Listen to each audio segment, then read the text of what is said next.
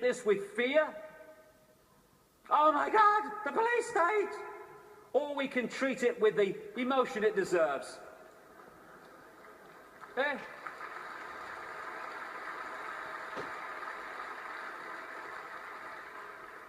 What we have to do is comply. Compliance! That's what we have to do. Because if we don't comply, the control system's in desperate trouble. So it has to frighten us into complying for fear of not complying and the consequences that come from that. Well, hold on a second here. There's something about this that ain't right. When we look at this structure, we look there for the power. But why is that there? Because these silly sods are holding it up there. This is the power.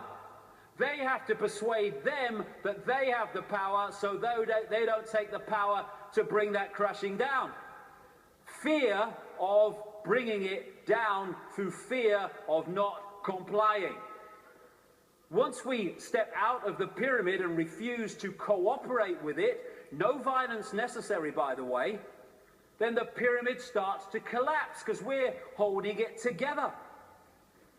It's a house of cards. That's all it is. Oh, it's the control system. It's a house of cards. Simple thing. People are being fined ridiculous amounts of money for putting their wheelie bins out on the wrong day or too many inches from the bloody curb. And people go, I don't know, what's the world coming to? It's the big brother state, innit? And then what you gonna do? What time's that game show on, honey? Terrible a bloody thing, I don't know. What? What's that gonna do? Don't tell me. That's Big Brother. It's little me that's causing that, not Big Brother. What if thousands of people, when someone is fined that money for that ridiculous thing, and like I say, they're just giving us more and more ridiculous things to see how much we'll take before we resist, and when we don't, they give us even more ridiculous things. What would happen if when someone is faced with that fine, thousands and thousands of people in that area put their wheelie bins out in the wrong place on the wrong day, week after week after week after week?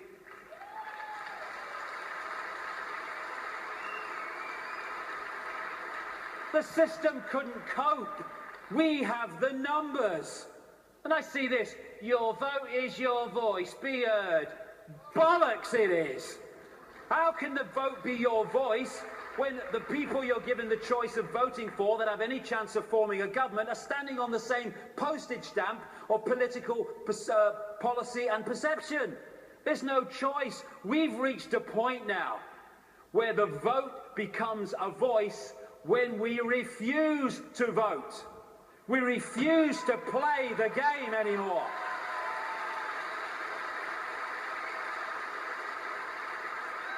What would have happened at this recent election, this farce, if tens of millions of people had said, we've had a bellyful, we're not voting, it only encourages them.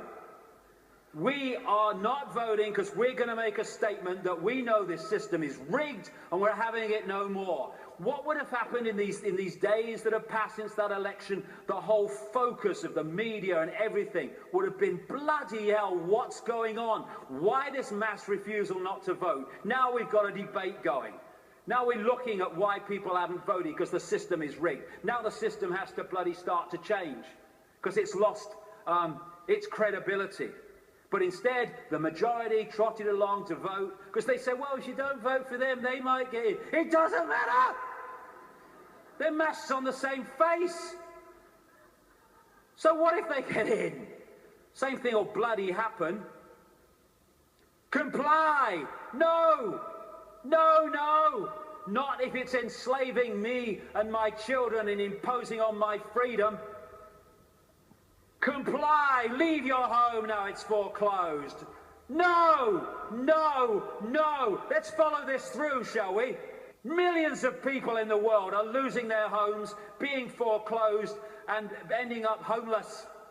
Let's follow this through. Why have you lost your home, my friend? Because I can't pay me mortgage. Why can't you pay your mortgage? Because I lost me job. Why did you lose your job? Because the great banking collapse, they can't get this, they can't get my company went bust.